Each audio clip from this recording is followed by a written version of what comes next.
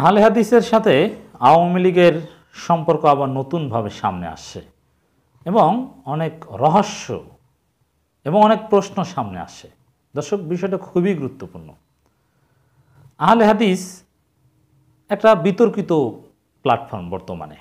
তারা কিছু সহি হাদিস, সহি আকিদা, সহি কিছু আমল, শিরক বেদাতের বিরুদ্ধে কিছু ভালো কথা বলার আড়ালে মূলত এদেশের ইসলামী আন্দোলন, একামতে দিন এবং পলিটিক্যাল ইসলামকে ডিমোরালাইজ করার দীর্ঘমেয়াদী আদর্শিক পরিকল্পনা নিয়েছে বিভিন্ন সংস্থা এবং বিভিন্ন গোষ্ঠীর অর্থায়নে। এটা ধীরে ধীরে আরও বেশি স্পষ্ট হচ্ছে।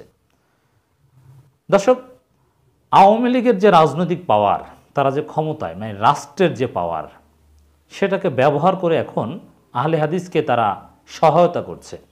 পর্দার অন্তরাল থেকে বিভিন্নভাবে সহায়তা করা, এটা তো ছিলই একটা অংশের পক্ষ থেকে, কিন্তু এখন প্রকাশ্যে, যেমন আহলে হাদিসের বিভিন্ন প্রোগ্রামের অনুমতি পাওয়া যায় না, বিভিন্ন মসজিদ নির্মাণ করা বা বিভিন্ন মাদ্রাসা নির্মাণ, এগুলো অনুমতিজনিত জটিলতা ইত্যাদি ইত্যাদি, এগুলো আওয়ামী লীগের প্রভাবশালী নেতা, আওয়ামী লীগ সরকারের মন্ত্রীর মর্যাদায় মাননীয় প্রধানমন্ত্রী উপদেষ্টা, তিনি এত প্রভাবশালী হওয়ার কারণে তার যে পাওয়ার, সেটাকে ব্যবহার করে আহলে হাদিসকে বিভিন্ন জায়গায় নানান সুযোগ করে দিচ্ছেন এবং অবাধে তাদের কার্যক্রম চালিয়ে যেতে পারছে। হ্যাঁ, আমরা অবশ্যই এই নীতিতে বিশ্বাসী। আহলে হাদিস হোক আর যেই হোক, তারা সমাজের জন্য ফিতনা হোক বা তাদের নিয়ে যতই আপত্তি থাকুক না কেন, তাদের অধিকার রয়েছে তাদের মতামত প্রকাশ করার এবং তাদের কার্যক্রম চালিয়ে যাওয়ার, যদি সেটা উগ্রবাদী না হয়, যদি সেটা রাষ্ট্রের জন্য ক্ষতিকর না হয়। হ্যাঁ, তারা যেরকম আদর্শিক ডিমোরালাইজেশনে নেমেছে ইসলামপন্থীদের বিরুদ্ধে, ঠিক তদ্রূপ ইসলামপন্থীরাও তাদের বিরুদ্ধে আদর্শিক লড়াই করবে। সেটা কথার লড়াই, সেটা জ্ঞান ভিত্তিক বা বুদ্ধিভিত্তিক লড়াই। কিন্তু রাষ্ট্র কাউকে বাধা দিক, সেটা কিন্তু আমরা চাই না।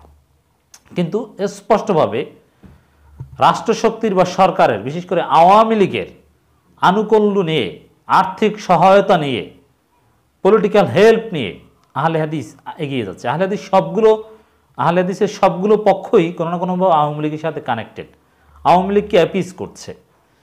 মানে এই আলোচনাটা আমি কেন নতুনভাবে সামনে আনলাম দর্শক, একটা ঘটনা, একটা ছবি আমাদের কাছে এসেছে। আমরা দেখতে পাচ্ছি সালমান এফ রহমান, সবাই তাকে চিনেন।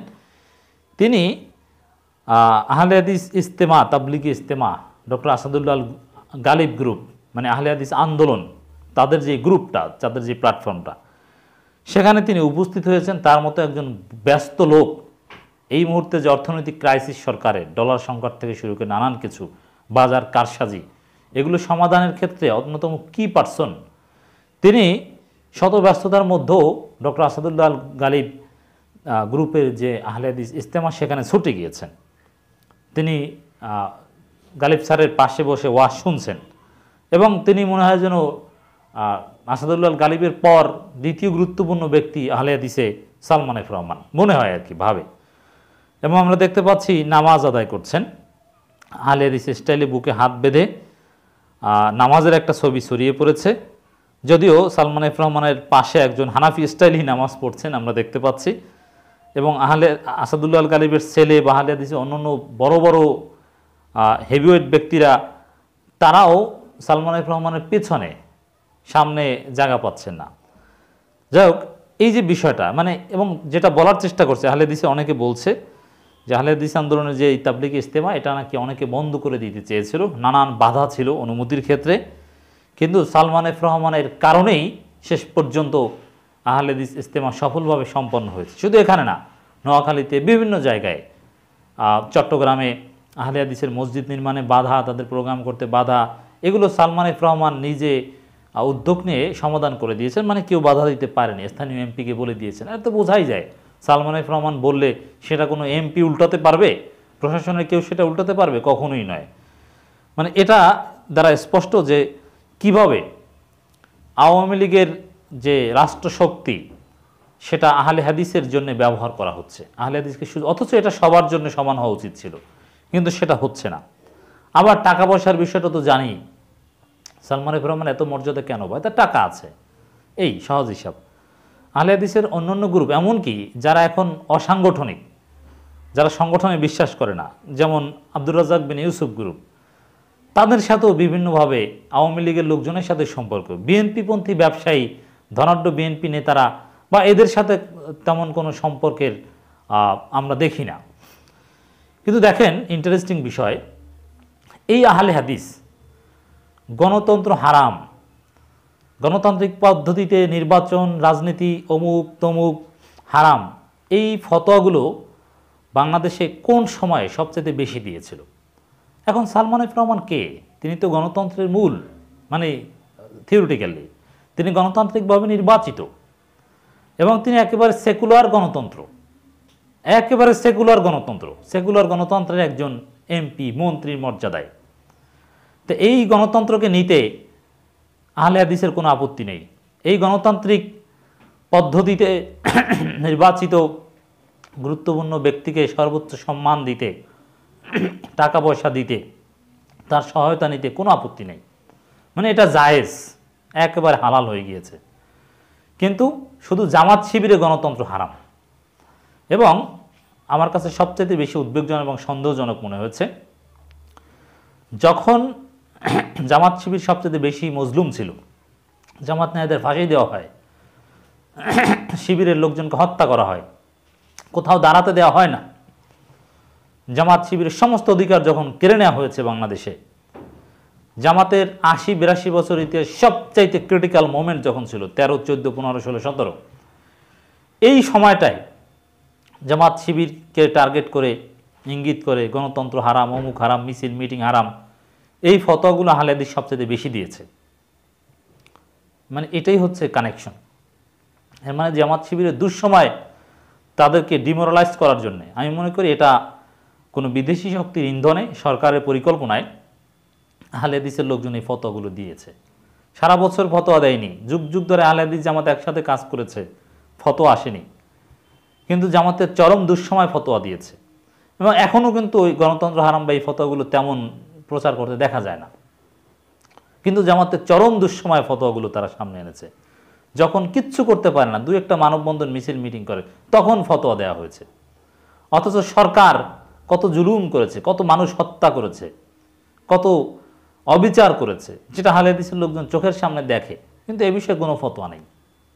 বোঝাই যায় যে আহলে হাদিস, সেটা আহলে হাদিস আন্দোলন হোক আর জমিয়তে আহলে হাদিস হোক, কিংবা অসাংগঠনিক আব্দুর রাজ্জাক বিন ইউসুফ গ্রুপ হোক, তাদের কার্যক্রম এগুলো মূলত একামতে দিন ইসলামী আন্দোলনকে ডিমোরালাইজ করার জন্য এবং আওয়ামী লীগের সাথে সম্পর্ক প্রমাণ করে আওয়ামী লীগের সাথে মিলে তারা এই কাজ করছে।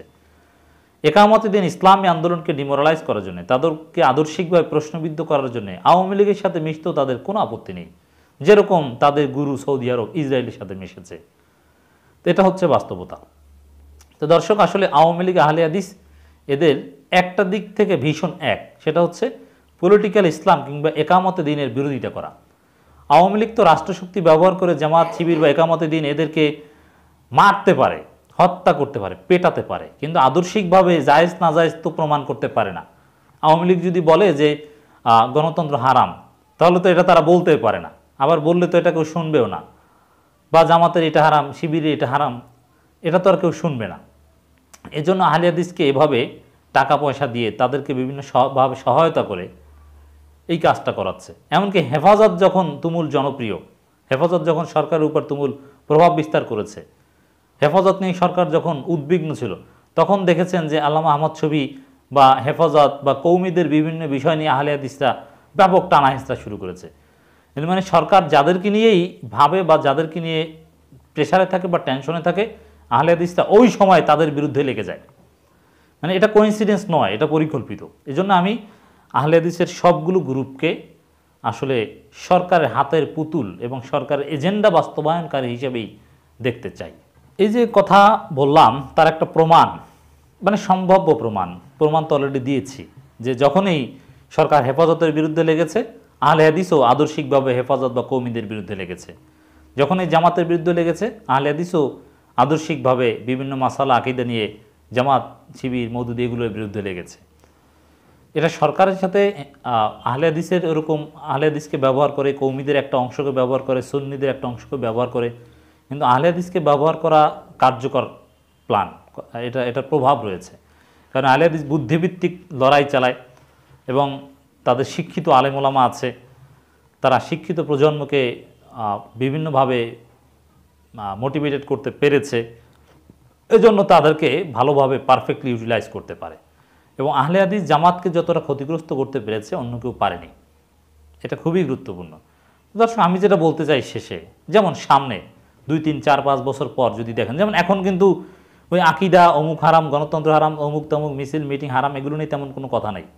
কিন্তু 3, 4, 5 বছর পর যদি দেখেন এই সরকার হেফাজতের বিরুদ্ধে আর জামাতের বিরুদ্ধে, সাপোজ উদাহরণ, মারাত্মকভাবে লেগেছে, তখনই দেখবেন হেফাজত জামাত যা করে এগুলোর বিরুদ্ধে আহলে হাদিসের ফতোয়া হাজির, বেদাত শিরক এগুলো হাজির।